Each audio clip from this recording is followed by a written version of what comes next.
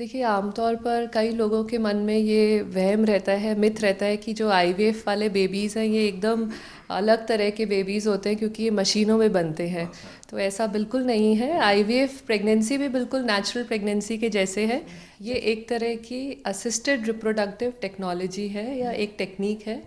तो ये आमतौर पर उन लोगों में कारगर है या उन कपल्स में हेल्पफुल है जो कि नेचुरली कंसीव नहीं कर पा रहे। तो ये जो टेक्निक थी ये 1978 में स्टार्ट हुई। 78 से लेकर अब तक कितने डेवलपमेंट्स हो गए हैं। साइंस टेक्नोलॉजीज़ में बहुत डेवलपमेंट आ गए हैं। हम लोग बैलगाड़ी के ज़माने से फ़्लाइट के ज़माने में पहुंच गए हैं। जैसे कि हमारे बड़े बूढ़े कहते थे कि टाइम से बच्चे हो जाने चाहिए, वो बिल्कुल सही कहते थे। 20 से 30 साल की उम्र बिल्कुल अप्रोप्रिएट होती है। 30 साल के बाद अंडों में थोड़ी थोड़ी कमी होने लगती है। 35 साल के बाद अंडों की संख्या में, गुणवत्ता में एकदम गिरावट हो जाती है।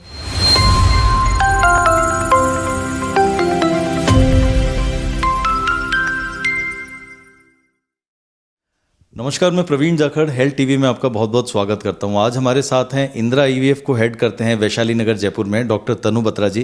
तनु जी, आपका बहुत बहुत स्वागत है हमारे हेल्थ टीवी में। Thank you, thank you. आज हम लोग तनु जी से आपकी मुलाकात कराएंगे और बताएंगे कि आईवीएफ जैसी तकनीक हम लोग कह सकते हैं या मेडिकल साइंस में एक ऐसी चीज़ आई जिसने बहुत सारे लोगों को, हज़ारों लाखों लोगों को अपने देश में, देश के बाहर एक बच्चे की जो अपॉर्चुनिटी हम लोग कह सकते हैं कि जिनको दिक्कत आती थी बच्चे होने में, उनको एक नया भविष्य दिया, उनको एक होप दी और ये एक बहुत बड़ा सेक्टर बना। और आज इनके काम को हम लोग देखें तो तनु बत्रा जी का एक नाम है, हम लोग कह सकते हैं कि एक इंदिरा आईवीएफ में इन्होंने एक यहाँ पर खुद अपने आप में एक ब्रांड बनी है। इनका बहुत बड़ा इन्होंने काम किया यहाँ पे। तो हम लोग इनके सब्जेक्ट के बारे में आज जानेंगे और इनसे जानेंगे कि आईवीएफ की पूरी तकनीक क्या है, कैसे लोग काम करते हैं, मेडिकल साइंस में इसका क्या रोल है। तो तनु जी, हम लोग अपने दर्शकों के लिए चाहेंगे आपसे जानना आईवीएफ क्या है। पहले तो आप थोड़ा खुल के बताइएगा ताकि बहुत सारे लोगों में मिथ होते हैं, बहुत सारे लोग समझते हैं साइंस को, सारी चीज़ों को। इस आपकी जो चीज़ है मेडिकल साइंस में आईवीएफ की जो टेक्नोलॉजी है, तो ये है क्या आईवीएफ? देखिए, आईवीएफ यानी इन विट्रो फर्टिलाइजेशन, ये एक तरह की असिस्टेड रिप्रोडक्टिव टेक्नोलॉजी है या एक टेक्निक है।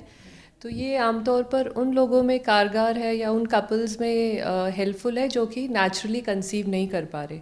जैसे कि हम जानते हैं कि नेचुरली कंसीव करने के लिए एग और स्पर्म ट्यूब में मिलते हैं। अब किसी भी कारणवश अगर एग और स्पर्म ट्यूब में मिल नहीं रहे हैं या उनको कंसेप्शन नहीं हो रहा है तो हम आईवीएफ जैसी टेक्निक्स की मदद ले सकते हैं। इस टेक्निक में हम अंडों को तैयार करते हैं, पेशेंट को इंजेक्शंस दिए जाते हैं। ये इंजेक्शंस आमतौर पर दूसरे या तीसरे दिन से चालू करे जाते हैं जिससे कि अंडों की साइज़ में बढ़ोतरी होती है। फिर 10-12 दिन इंजेक्शंस के बाद इन अंडों को हम शरीर से बाहर निकालते हैं। जब इन एग्स को हम बाहर निकालते हैं तो महिला को बेहोश करा जाता है और ये हार्डली आधे से 1 घंटे का प्रक्रिया होती है, कई बार इससे कम टाइम भी लगता है। उन अंडों को निकाल कर हम उन्हें फर्टिलाइज़ करते हैं स्पर्म से, हस्बैंड के स्पर्म दिए जाते हैं लेबॉरेटरी में फर्टिलाइज़ करके। फिर हम एम्ब्रियो यानी भ्रूण को तैयार करते हैं। ये भ्रूण जो हम तैयार करते हैं इसे हम महिला के गर्भाशय में प्रत्यारोपित करते हैं यानी एम्ब्रियो ट्रांसफ़र करते हैं जिससे कि उनको कंसेप्शन हो सकता है। ये पूरा प्रोसेस कितना लंबा है, क्या है सारा? देखिए, जो इंजेक्शंस लगाते हैं, जो एग निकालते हैं, ये शुरू के 15 से 17 दिन इसमें टाइम लगता है। पर जो एम्ब्रियो ट्रांसफ़र की प्रक्रिया है, कई बार इसको हम फ्रेश ट्रांसफ़र करते हैं यानी हमने एग निकाला तो निकालने के तीसरे या 5वें दिन डाल सकते हैं। और कई बार हम इसको नेक्स्ट साइकिल में भी ट्रांसफ़र कर सकते हैं यानी हम उन एम्ब्रियोज़ को फ्रीज़ कर लेते हैं और नेक्स्ट साइकिल में ट्रांसफ़र कर सकते हैं। बट अगर हम पूरे प्रोसेस के लिए जा रहे हैं तो हम आमतौर से माने कि इसमें 2 से 3 महीने का टाइम लग जाता है।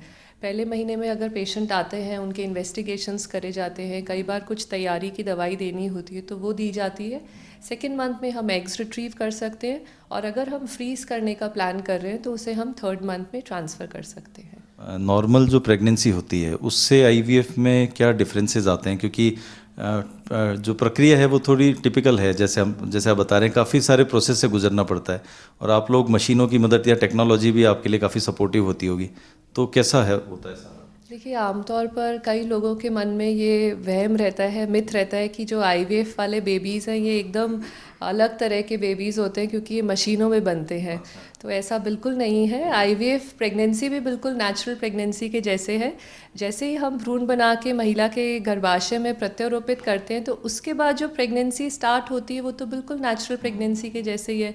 तो जो भी प्रेगनेंसी नेचुरल प्रेगनेंसी में हम प्रिकॉशंस लेते हैं वही आईवीएफ प्रेगनेंसी में प्रिकॉशंस लेने होते हैं। बच्चे बिल्कुल नॉर्मल बच्चों के जैसे होते हैं।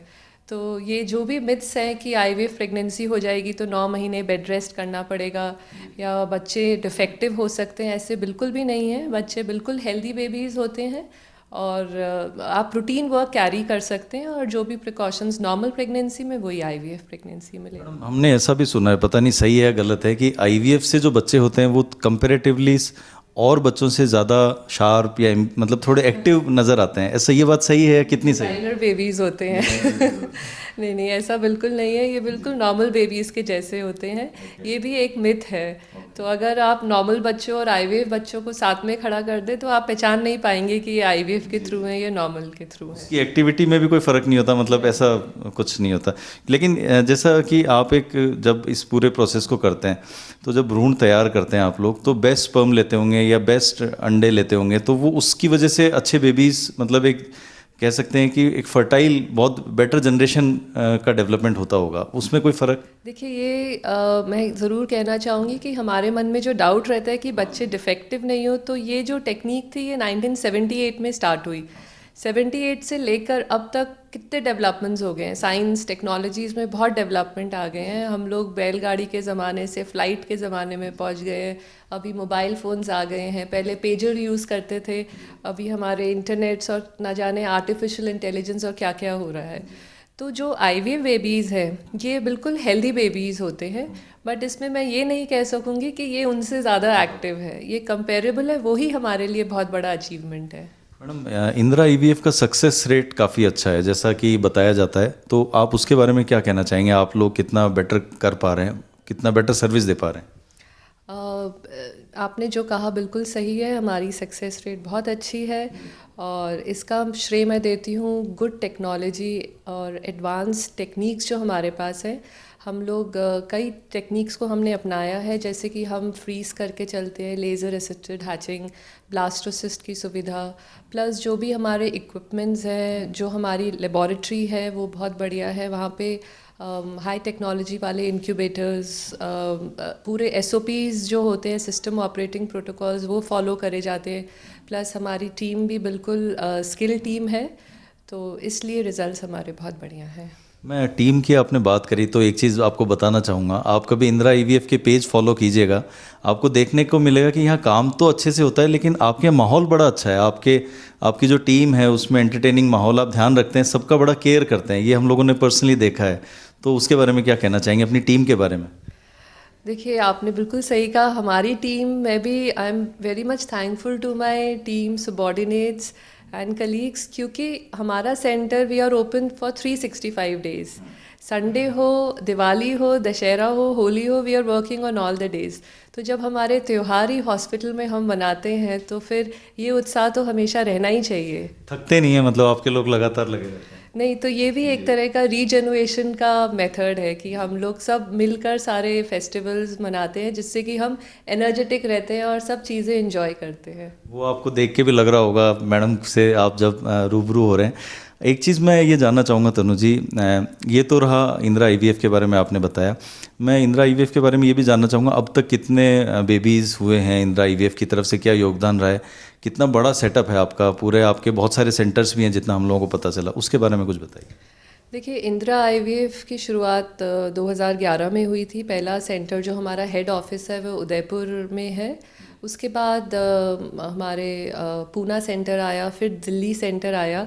जयपुर वाला सेंटर 2015 में आया, हमारा 5वें नंबर पे था सेंटर जो स्टार्ट हुआ, और उसको देखते ही देखते उसके बाद अब तक हमारे 100+ सेंटर्स ऑल ओवर इंडिया आ गए हैं। और जब हम सक्सेसफुल प्रेगनेंसीज़ की बात करें तो ये आंकड़ा 90,000 तक पहुंच गया है। जयपुर सेंटर भी अब हमारे 2 सेंटर्स हो गए हैं। वी स्टार्टेड इन सितंबर 2015 इन जवाहर नगर। उसके बाद हमारा ये दूसरा वैशाली नगर में सेंटर आया, 2019 में इसकी शुरुआत हुई। और मुझे ये बताते हुए बहुत गर्व महसूस होता है कि जयपुर सेंटर ने भी 2,500 से 3,000 की प्रेगनेंसीज़ क्रॉस कर ली हैं। आपकी शुरुआत कैसे हुई? आप कैसे आईवीएफ में आ गए? क्योंकि मेडिकल साइंस आपने कहाँ से किया? आपने मतलब अपनी एमबीबीएस कहाँ से की और यहाँ तक कैसे पहुँचे? मतलब किसने आपको सबसे शुरुआती दौर में पुश किया आगे बढ़ने के लिए? मोटिवेट किसने किया? फैमिली में किया या किसी दोस्त ने किया? किसने किया? किसी रिलेटिव ने किया? हाँ, मैं जयपुर की ही रहने वाली हूँ। मेरी जो कॉलेज है, मेडिकल कॉलेज, मैंने एसएमएस से करा। पोस्ट ग्रेजुएशन भी मैंने एसएमएस से ही करा। फिर मैंने ऑब्स एंड गायनी को चुना, लेकिन फिर मुझे लगा कि कुछ और आगे करना चाहिए, तो मैंने डिसाइड करा कि हाँ, इनफर्टिलिटी में आगे बढ़ते हैं। कुछ टाइम मैं सूरत गई। उसके बाद सूरत में डॉक्टर पूर्णिमा नाडकर्णी मैडम के अंडर में ट्रेनिंग ली। फिर मुझे इंदिरा आईवीएफ से ऑफ़र आया और वो ऑफ़र बहुत ही सुनहरा मौका था। उदयपुर गई कुछ समय के लिए। वहाँ पे मैं डॉक्टर अजय मुर्डिया सर, हमारे डॉक्टर क्षितिज मुर्डिया सर और नितिज सर, यहाँ पे इनके अंडर में हमारी ट्रेनिंग हुई, जो कि बहुत ही लाजवाब ट्रेनिंग थी। सब कुछ मैंने अपना उदयपुर में ही सीखा, थैंक्स टू माय मेंटर्स। और उसके बाद शुरुआत जयपुर सेंटर से हुई। दर्शकों को बताना चाहेंगे कि जब इतने सक्सेस रेट अच्छा है इनका, इनकी प्रैक्टिस की बाज़ार में सब लोग, जहां हम लोग सुनते हैं, तारीफ़ करते हैं, तो आप तक पहुंचने के लिए कौन लोगों को आपकी ज़रूरत है? हम लोग सीधे शब्दों में कहें तो मतलब कौन आप तक पहुंचे ट्रीटमेंट के लिए? वो कौन एक्सपेक्टेड लोग हो सकते हैं? देखिए, जब आईवीएफ की शुरुआत हुई थी 1978 में, तो तब लुइस ब्राउन फर्स्ट बेबी थी जो पैदा हुई थी आईवीएफ टेक्निक से। उनकी माँ की दोनों ट्यूब्स ब्लॉक थी। तब साइंटिस्ट ने आईवीएफ टेक्निक का आविष्कार करा और लुइस ब्राउन पैदा हुई। बट तब से लेकर अब तक आईवीएफ के इंडिकेशंस काफ़ी बढ़ गए हैं। इसकी जो लिमिटेशन है सिर्फ फीमेल इनफर्टिलिटी, यानी अगर महिलाओं में कोई प्रॉब्लम हो तब हम आईवीएफ का चयन करें, तब तक लिमिटेड नहीं है। अगर पुरुषों में भी दिक्कत है तब भी हम आईवीएफ के लिए बढ़ सकते हैं। और कई बार ऐसे भी पेशेंट्स हैं जिनमें कोई हमें कारण नहीं पता चलता, ऐसी कंडीशंस में भी हम आईवीएफ की मदद ले सकते हैं। तो मुख्य तौर पे अगर कहा जाए, जैसे अगर लेडीज़ में ट्यूब्स बंद हैं या अंडाशय में अंडे बहुत ज़्यादा है, पीसीओडी है, फिर भी कंसीव नहीं हो पा रहा, या एग्स की मात्रा कम है, या एग्स ख़त्म हो गए हैं, या एंडोमेट्रियोसिस है, या और कोई भी दिक्कत है, लंबे समय से कंसीव नहीं हो रहा, तो ऐसी महिलाएं आईवीएफ की मदद ले सकती हैं। उसी तरह अगर वो पुरुष जिनके की शुक्राणुओं की मात्रा कम है या शुक्राणु डिफेक्टिव हैं, या इवन वीर्य में कई बार शुक्राणु नहीं आते, तो ऐसे पुरुष भी इक्सी की टेक्निक, इक्सी भी टेस्ट बेबी की आधुनिक टेक्निक है, इसकी मदद लेके वो आगे बढ़ सकते हैं और अपना एक बायोलॉजिकल चाइल्ड पा सकते हैं। मैडम, आपके फील्ड में कौन से ऐसे टेस्ट हैं जो आप, जिनकी प्रक्रिया से एक पेशेंट आपके आने के बाद में गुजरता है? क्योंकि आजकल हम लोग कोई भी जैसे इलाज करवाते हैं तो उसमें टेस्ट तो होते ही हैं, अलग अलग प्रोसीजर्स में आप उसको टेस्ट करके पता कर लेते होंगे कि ये टेस्ट में यहाँ कमी आ रही है शरीर में, या ये इसकी पूर्ति की ज़रूरत है। वो टेस्ट क्या क्या होते हैं इसमें? देखिए, अभी अगर किसी को इनफर्टिलिटी है, मान लीजिए महिला में कुछ कारण है, तो अपन बिना कारण जाने हुए आगे नहीं बढ़ सकते। और इनफर्टिलिटी के कई कारण हो सकते हैं, जैसे महिलाओं में ट्यूब्स में दिक्कत हो सकती है, ओव्यूलेशन में दिक्कत हो सकती है, ओव्यूलेशन यानी अंडा टाइम से नहीं बन रहा, नहीं फूट रहा, या फिर यूट्रस में दिक्कत हो सकती है। वैसे ही पुरुषों में दिक्कत हो सकती है। तो जब हम जांच की बात करते हैं तो 3 चीज़ें बहुत इम्पॉर्टेंट है कि हम उनको टेस्ट करें, तभी हम डायग्नोसिस कर सकते हैं। उसमें सबसे पहले हमें ये जानना है कि महिला का गर्भाशय यानी यूट्रस कैसा है, नलकियाँ खुली हुई हैं या नहीं, उसमें उनके अंडाशय में अंडों की संख्या कैसी है। ये 2 चीज़ें इनमें इम्पॉर्टेंट हुई। तीसरी चीज़ ये है कि पुरुषों की जांच भी बहुत इम्पॉर्टेंट है। पहले के समय में जब कंसेप्शन नहीं होता तो सारी जांचें महिलाओं की ही हो जाती थी, बट ऐसा नहीं है। पुरुष भी उतने ही जिम्मेदार हैं जितनी की महिलाएं। तो अगर हम किसी महिला का टेस्ट करते हैं, कोई कपल अगर आता है इनफर्टिलिटी के ट्रीटमेंट के लिए, तो ये बहुत ज़रूरी है कि दोनों हस्बैंड वाइफ के टेस्ट करे जाए। और उसमें पुरुष की वीर्य की जांच सबसे इम्पॉर्टेंट है, जिसमें कि हम देखते हैं कि स्पर्म काउंट कैसा है, स्पर्म्स की मोटिलिटी कैसी है, और बनावट यानी मॉर्फोलॉजी कैसी है। तो ये 3 टेस्ट हमें बता सकते हैं कि कारण क्या है। कोई एक ऐसा मैसेज जो आप सबके लिए देना चाहेंगे, आपके इनफर्टिलिटी के लिए आप जो इतना बढ़िया काम कर रहे हैं, तो सोसाइटी को कोई आप मैसेज देना चाह रहे हैं तो वो हमारे दर्शकों भी।